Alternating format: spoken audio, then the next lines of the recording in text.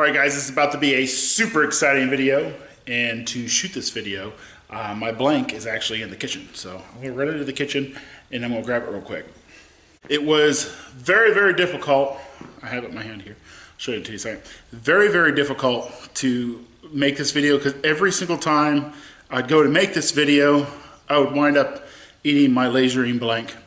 And it's finally time. I'm just going to show you how to do it, see if I can do it without eating it. But today, I'm going to be laser engraving this pumpkin pie. Yeah, you can laser engrave pumpkin pies. So let's get into it. I'm going to need to get a couple measurements off this pumpkin pie. Use your food grade, safe tape measure or a ruler or whatever, but I don't have one in a wood shop. So just use my everyday tape measure. Looks like a 9-inch pie.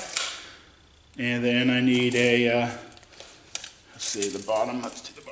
This will be my lasering area, I guess. Let's say 6.5 inches. So I think I got about 6.5 inches to for laser engraving in here. So all right, I don't know what I want to do. Maybe a little happy fall y'all, or maybe my Footsteps in the Past logo. I don't know. But take a look at this pie. It was actually hand milled, homemade pumpkin pie by Grains of Small Places. I might be able to put a card up here to her channel. Thank you to that. And you guys are just lucky I haven't eaten it yet. It smells good.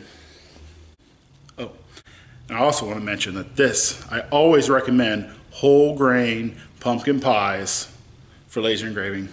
The best experience I've ever had is with whole grain pies. Of course, the only experience I've ever had was with this pumpkin pie because I've never done pumpkin pie before. But we're about to find out how awesome it is.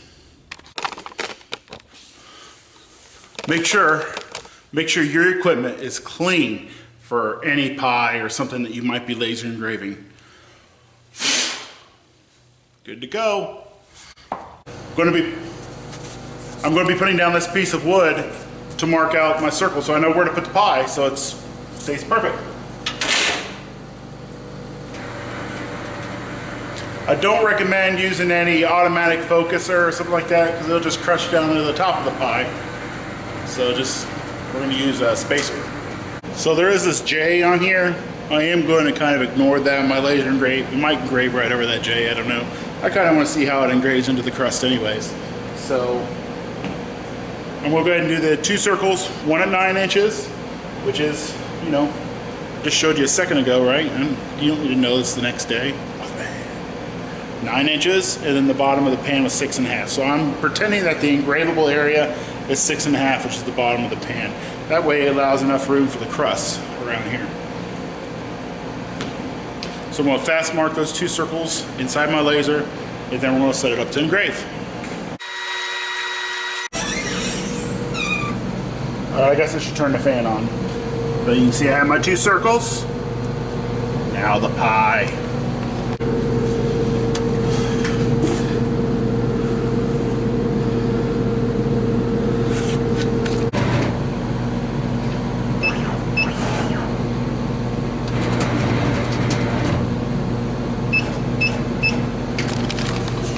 Sorry guys, I gotta get just one more piece of this before we start laser engraving. Delicious. Nice and clean.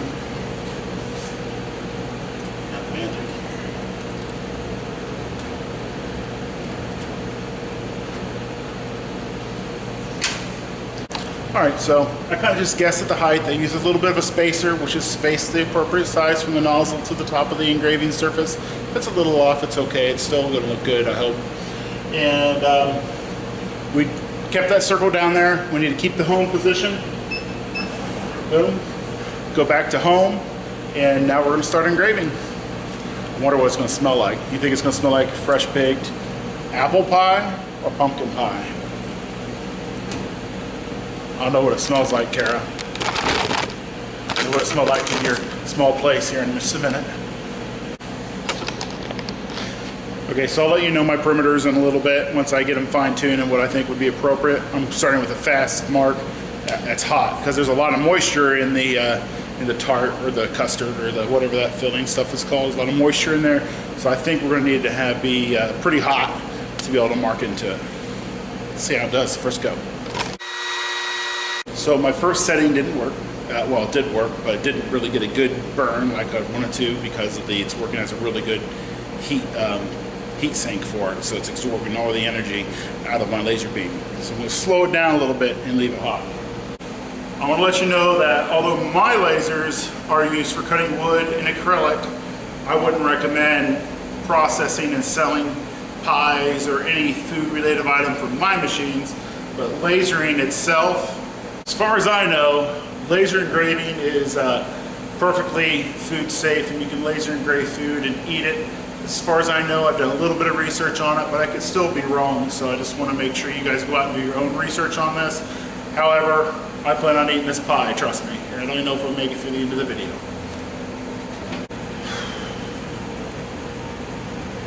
Laser engraving's hard work, guys.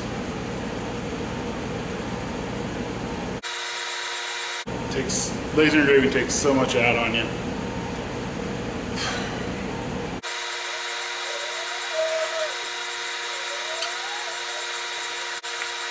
Still waiting. I'm gonna get ready. When laser engraving pumpkin pie, I am going to recommend that you have a fork and a plate close by, just in case. Now we're ready for this to be done. Laser engraving is so hard. I'm almost done.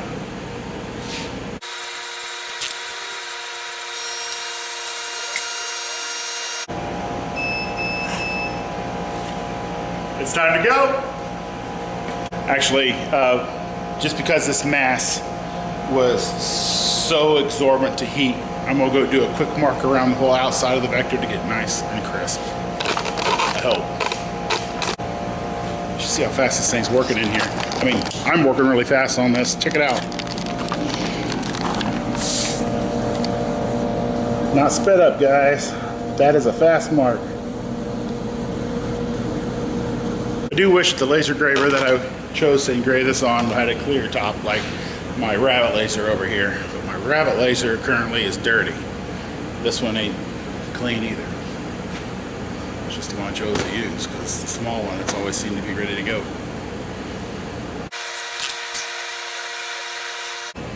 That one's ready. I haven't opened it yet. Let's check this out together. Look how clean my laser is. Woo-wee! Guess I should turn on that exhaust fan. Ooh-wee! Here it is. Hold on. Before I show it to you, I should turn on that exhaust fan. I want to have a complaint. Grains in small places. Laser engraved pumpkin pies do not smell as good as one might think. They do not smell like fresh baked pumpkin pie because I am legitimately burning the top of your pie. So you need to work on your recipe. They stink when they're laser engraved. Don't smell good. They smell like burnt pumpkin pie for some reason. Alright, here comes. What do you think? Except for that right there. Looks good enough to eat, guys. Here it is. Right here.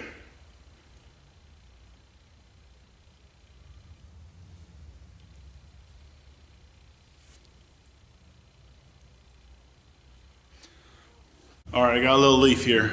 Couldn't excite it, but from all of you staff members that come in here tomorrow and there's pumpkin pie in the fridge, there's a hole in it. This fork was never eaten off of, even though I might act like it was. So,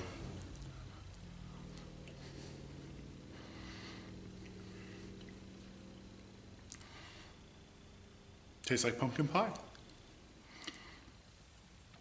All right. The perimeters which I used to laser engrave these pumpkin pie was on an 80 watt CO2 laser tube, which is really putting out almost 100 watts. I engraved at 65% power, 275 millimeters a second.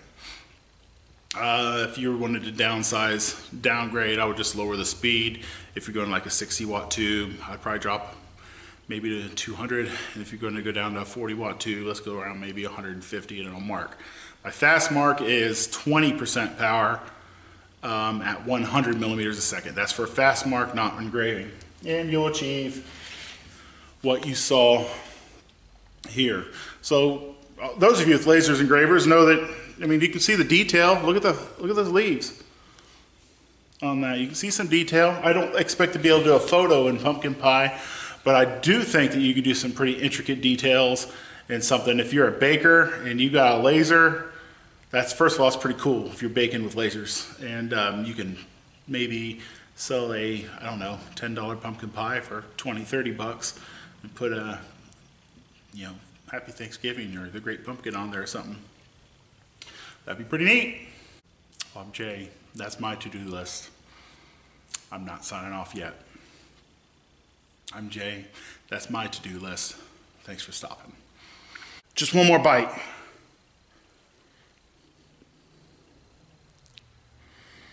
Yummy. Thank you. Hey, make me some whole grain whipped cream next time.